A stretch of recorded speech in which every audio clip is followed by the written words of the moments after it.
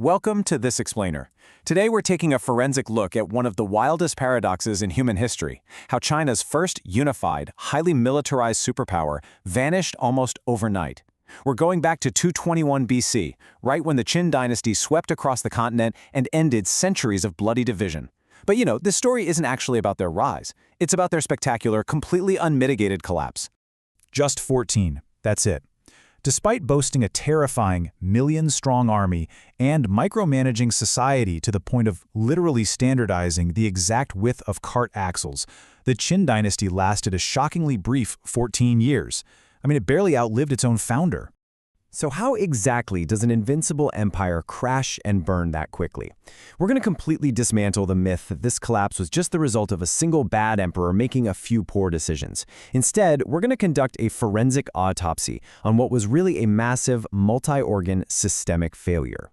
Our investigation breaks this collapse down into 5 interlocking failures: institutional overload, economic exhaustion, the cultural divide, collapse of the center, and finally, military paralysis. Let's start right in with Section 1, Institutional Overload, the Operating System. Think of the Qin state's ruling philosophy, which was called legalism, as the empire's literal operating system. It was incredibly efficient for a wartime society, basically turning the entire population into this ruthless machine of outward expansion. But what a unified post-war society actually needs is rest. It needs elasticity, and the Qin state completely failed to install that update. They kept these draconian, totally inflexible laws in place. For instance, the famous Dashi Sheng uprising, it was sparked simply because heavy rain delayed a group of conscripted workers. Under inflexible Qin law, the penalty for being late to work was death. Talk about the ultimate toxic workplace, right? The system pushed society entirely past its psychological breaking point. Moving on to Section 2, Economic Exhaustion, the Hardware Overload. So, if legalism was the flawed software, monumental state ambitions caused a massive physical hardware overload. Out of a total estimated population of just 20 million people, a staggering 10%, that's over 2 million able-bodied adults, were drafted by the state. They were sent way up north to build the Great Wall and fight nomadic tribes like the Xiongnu, or sent down to the malarial jungles of the Deep South, or just kept in the center to build the emperor's massive tomb and palaces. And doing this entirely drained the agricultural workforce. This led to a deeply desperate reality, described at the time as men arm armor, women transport supplies. Taxes were driven up to 20 times the ancient rates. Labor demands, 30 times the norm. They essentially created a vicious cycle that completely destroyed society's productive capacity, leaving everyday civilians with absolutely no way left to survive. And the takeaway here is timeless. When a population has literally nothing left to lose, rebellion just becomes the only logical choice. Next up is Section 3, the cultural divide, or what we can think of as network errors. This brings us to a huge, fatal network error. The empire suffered from a profound cultural alienation of its newly conquered territories. You had a stark contrast between the Guangdong core, which was the loyal, traditional Qin homeland, and the Guangdong periphery, made up of the 6 newly conquered states. The Qin forced their own rigid political culture onto these highly diverse populations. They didn't even try to integrate, they just dominated. As a result of this deep historical resentment, the conquered populations never once viewed the Qin Empire as a legitimate authority.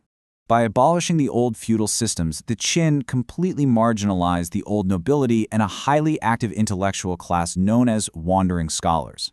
You can think of them basically as the political influencers and lobbyists of their day. But they didn't just disappear.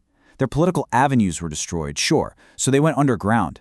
Without even meaning to, the state organized a deeply motivated, well-resourced resistance network that was just waiting for a single moment of central weakness to strike. Which leads us directly into Section 4, Collapse of the Center, the Fatal Virus. That moment of weakness, the spark that actually ignited this whole powder keg, was a fatal virus introduced right into the power center. It all started in 210 BC when the formidable first emperor suddenly died while away on a tour. This triggered the infamous Shakyu conspiracy. A ruthless eunuch official named Zhao Gao, teaming up with Chancellor Li Si, conspired to falsify the emperor's final decree.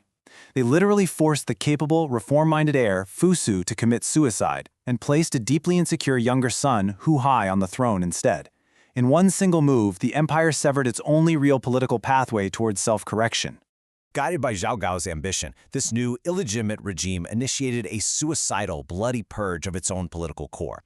They slaughtered royal siblings, executed top ministers, and established a total information blackout. In fact, there's this famous story where Zhao Gao tested his absolute power in court by bringing in a deer, calling it a horse, and then executing any official who dared to tell the truth. It's this surreal, terrifying level of gaslighting that paralyzed the central command structure at the exact moment massive peasant rebellions were erupting all across the empire. And finally, Section 5, Military Paralysis, the Final Collapse. With the central government blinding itself and cannibalizing its own leaders, we reach the catastrophic failure of the once invincible Qin military machine. In a shocking strategic blunder, the empire's absolute best troops were entirely out of position. 300,000 elite soldiers were stuck way up in the extreme north. Another 500,000 were isolated down south, where their commanders, seeing all the chaos, simply sealed the mountain passes and declared independence. The capital was left so thoroughly defenseless that the court had to pardon hundreds of thousands of convicts who were busy building the emperor's tomb just to form a makeshift army to fight the incoming rebels. And here is the ultimate tragedy of their entire system. A genuinely brilliant general named Zhang Han actually managed to take this ragtag convict army and push back the rebellion, scoring some major victories.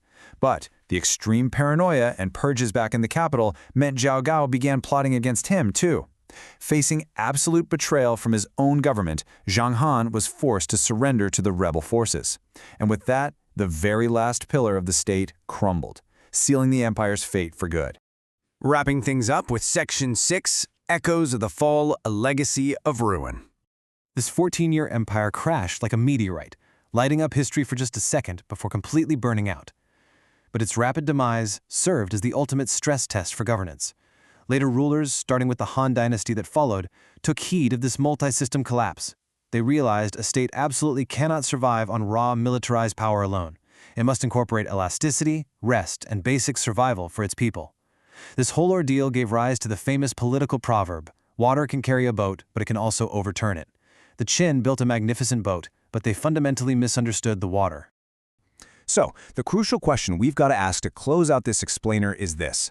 As we look at the world around us today, when modern institutions and superpowers prioritize relentless expansion and rigid control over internal stability and human endurance, are they risking their own rapid collapse?